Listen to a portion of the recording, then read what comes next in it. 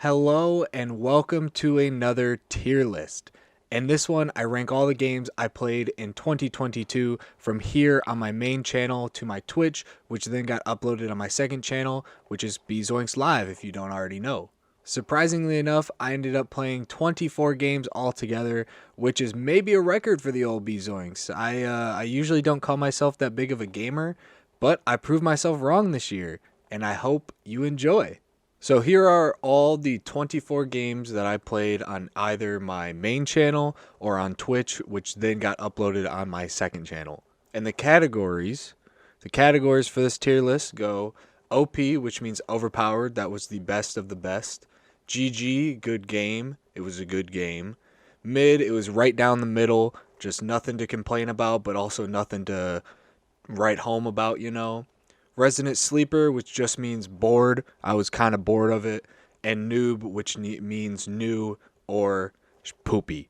Just very poopy. Kicking us off, we got Backbone.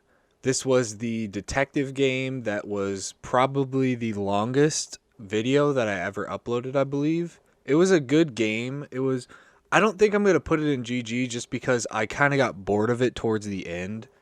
It was more so like it was so much fucking talking, bro. Like so much information coming at you at once, and the story just flip-flop back and forth. So I think we're going to start off with a mid for Backbone. Before Your Eyes is a beautiful game. I loved this game. I really enjoyed the story of it. I thought it was great, and everything about it with the gameplay itself is the type of game that I really enjoy. Annapurna, I love Annapurna so much. I'm putting them in GG, baby. Bug Snacks. Bug Snacks I loved. I absolutely loved the entire story. As much of a weird turn as it took, I loved Bug Snacks so fucking much. This is going to be our first OP. Just because of all of the little creatures. I loved them. Bunger? We can never forget about Bunger, can we? Bunger, Bunger, Bunger. Absolutely fucking overpowered game. It takes the top spot for now. For now. Cuphead is the first game on this list that I played previously before playing on Twitch, because I played this entire thing on Twitch and I did the entire DLC. So we're just including Cuphead and the Delicious Last Course DLC as one. So I don't know. This is a weird one because, like I said, I already played it and I did enjoy it, and I always enjoy Cuphead. It's always a fun little game to play. I think just because of the DLC, I'm gonna put it in GG. It's not. Just base game. I would have put it in OP, but because of the DLC is absolutely fucking ruthless. It is ruthless to you. So I'm gonna put it in GG because of that. Oh, now we got Elden Ring. Elden fucking Ring. Game of the fucking year, baby. Game of the year. Top of OP. Top of OP. Not a doubt in my fucking mind. There has not been a game to this day, that has made me want to cry as much as Elden Ring has, okay? Elden Ring made me want to rip my hair out.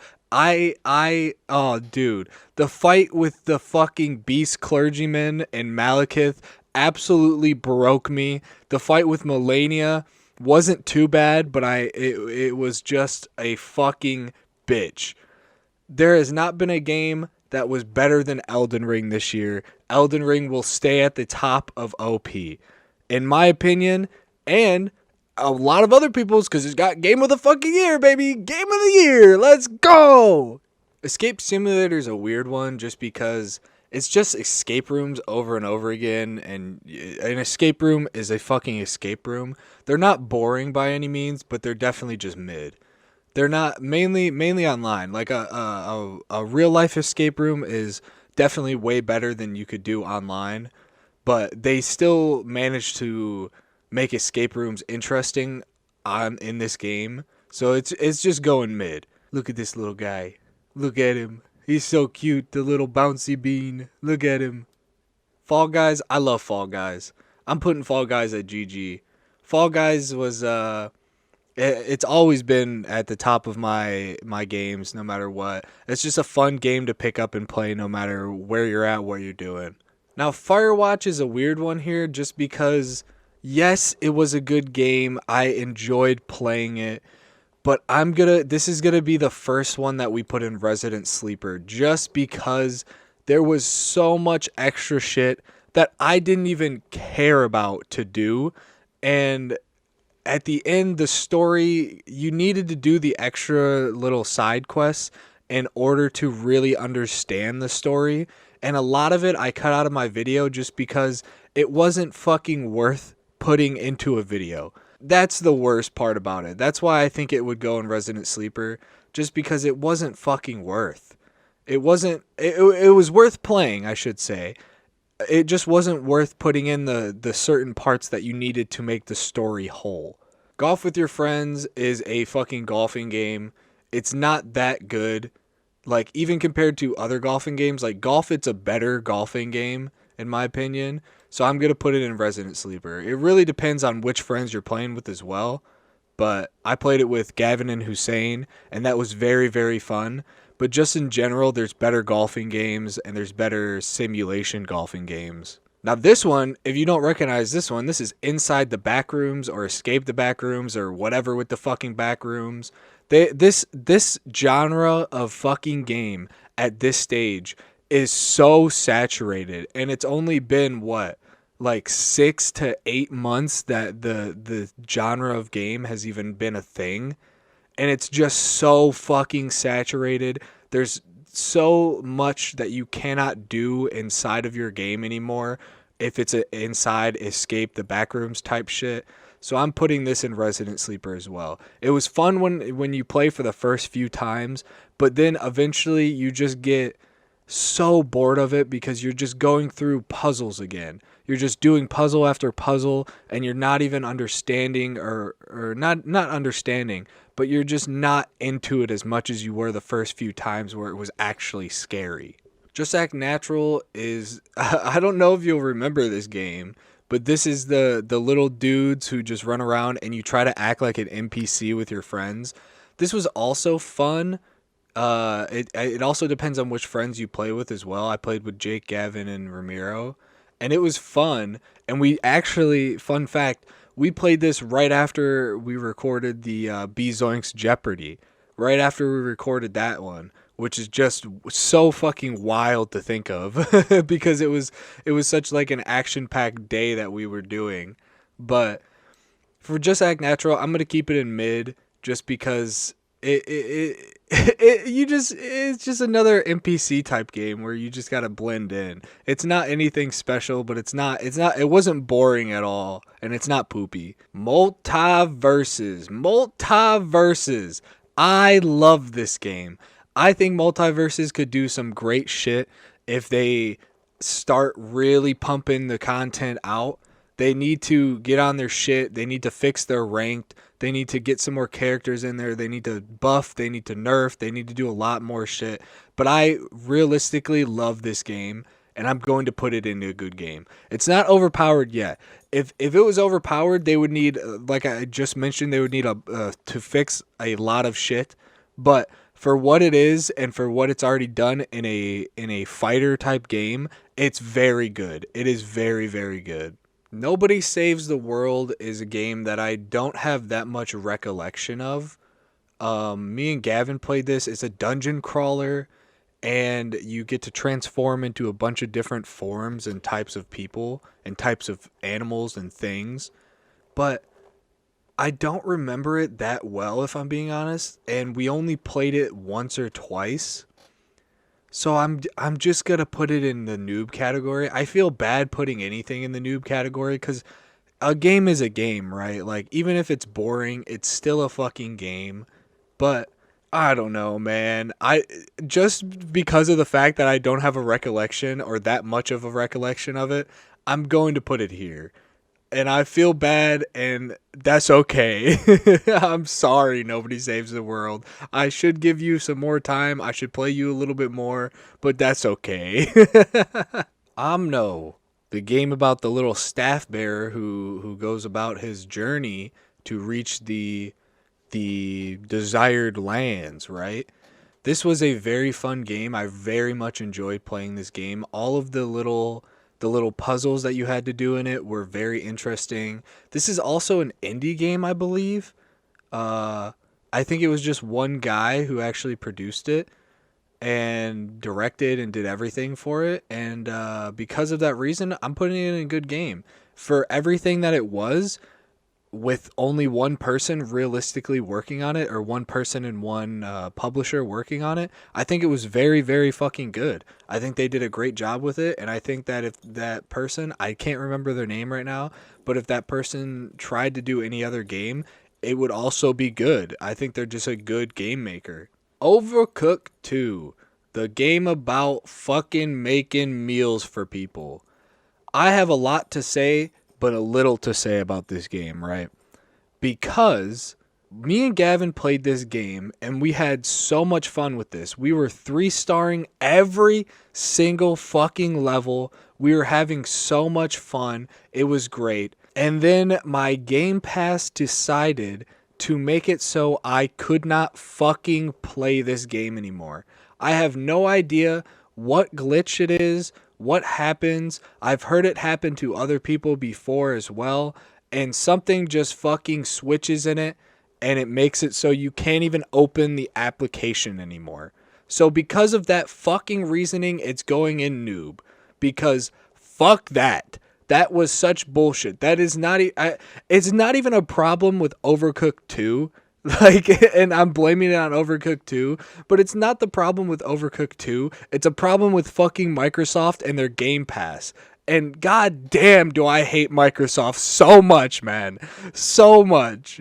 Overwatch 2, Resident fucking Sleeper. It's Overwatch with a battle pass and without loot crates anymore. I don't care what you have to say about that. Resident fucking Sleeper. Me, me, me. Me. Fuck you, man. Pico Park. Pico Park, I love this game. I try to play this game as much as I possibly can with people just to see how everybody can react to each other and how much you can annoy each other. This was the game where you have to work together in order to get past puzzles and do things inside of each level. And I played this with almost all of the guys that I normally play with. And I love this game. This is going in GG. This was the most annoying fucking game, and some of the guys actually got mad over this game, and it's just, I love that. I love having somebody actually mad over a video game. It's so funny. Like, it's just a different type of anger when you're so mad over a video game, mainly one that looks like this. Squeaky chair, squeaky chair, squeaky, squeaky, squeaky chair, squeaky chair. Squeaky, squeaky, squeaky chair. Power Wash Simulator. I enjoy this game a lot. I think it's a good power washing simulator. Obviously, there is a lot of Resident Sleeper moments in it where you just shut the fuck up and you're just really focused, which I think is a good thing, to be bored inside of the game where you're just only focused on the game. I think that's a very good thing because it does what you want it to do. Or you do what the game wants you to do, which is focus on fucking power washing. And it's good because it's kind of like a podcast where you can just fuck off and talk. And me and Gavin played this and it was very fun. I'm going to put it in mid just because it's a simulator game. All simulator games are basically the same. Road 96, a game on my second channel that still is going on. I haven't uploaded all of them yet, but the ending, I'm not going to spoil anything, but I definitely didn't get a good ending, which is the funniest part about this game. But I love this game. I thought that all of the different choices and all the different mini games, all of the different things you can do were very, very interesting. Something that I very much enjoy is a Telltale-like game. And this is exactly what that is. You get to do different choices, different things happen, different outcomes happen, and I very much enjoyed this game. I put this in OP. I definitely put this in the top tier that you can have in games that I have played, just because it was so much fun. It was so much fun to just experience each character's traits and do each thing with each character. Rubber Bandits, a party game, one that again depends on the friends that you play with, but I played with Hussein, Jake, and Gavin, and it was definitely fun as fuck.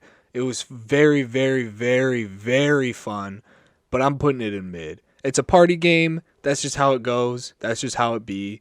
All party games are realistically the same. These just have more wacky character customizations with it.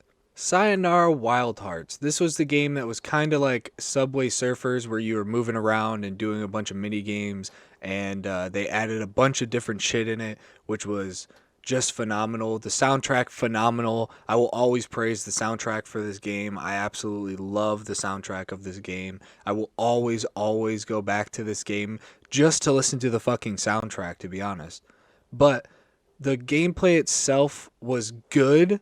It was good, but it could have been better in my opinion, so I'm just going to put it at mid. We're going to keep it at mid for now. The soundtrack, I would have put it in Resident Sleeper because of the gameplay, but because of the soundtrack, it bumps it up to fucking mid for sure. Super fucking Liminal. The crazy, trippy puzzle game that it was fucking phenomenal. This is going in OP.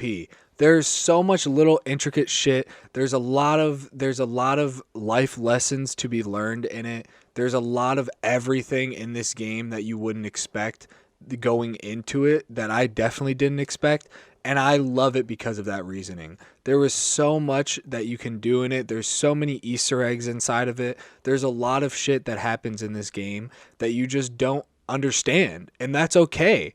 And that's what it teaches you. It's okay to not understand things. It's okay to shift your perspective on how things are made and how things are done. And I love it for that reasoning. And I will always praise this game and always recommend this game. Oh my gosh, look at him. Look at Sans down here.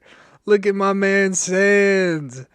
Undertale was a fantastic game. This game is going in OP 100%. I love the whole aspect of Undertale. The story of it is amazing. Everything that Toby Fox did with this game, the dialogue, the gameplay, the fighting, the story, everything about this game is great. This is also just like Superliminal, where I definitely recommend playing this game to every single person that ever asks about it. It's just fucking fantastic, man. And fun fact, actually, I ended up playing Deltarune and never uploaded it. I just never uploaded it. And so I think that's something that I want to play on Twitch and do a whole nother playthrough, a whole different type of playthrough, because I believe I also did a pacifist run on the first time I played Deltarune. So, and if you don't know, Deltarune is the what is it called? It's like the prequel. Is that how you call it? Because it's set before Undertale, but it came out after Undertale. So it's the prequel to Undertale. So I definitely want to play that again. And last, but definitely not least, is Uno. You already know the deal with Uno. I am the #1 Uno champion in the world. Anybody in fucking competitive Uno can come for my neck and I will destroy them. This is going fucking OP tier, S tier for Uno. I love this game to death and nobody can beat me in it. And if you've ever seen or heard otherwise, it is a fucking lie. It is false information, dude. I love Uno and I am the champion. Anybody can come from my neck, like I already said, and they will get demolished, dude. Now, usually at the end of tier lists, I like to do one move. I like to take one thing from one tier and move it somewhere else if I disagree with it at all. But for this list, I really do not disagree with anything. I think that everything that I said is solid, and I believe in this list. There's what, 5 or 6? Yeah, there's 6 for OP, 6 for GG, 6 for mid, 4 for Resident Sleeper, and 2 for noob. And realistically, the 2 in noob don't even really belong there. But because of what they did to me and how much I cannot remember, they belong there. And I'm not moving anything. So that's the end of the tier list for games that I played in 2022. And here's to the games that I will play in 2023, baby.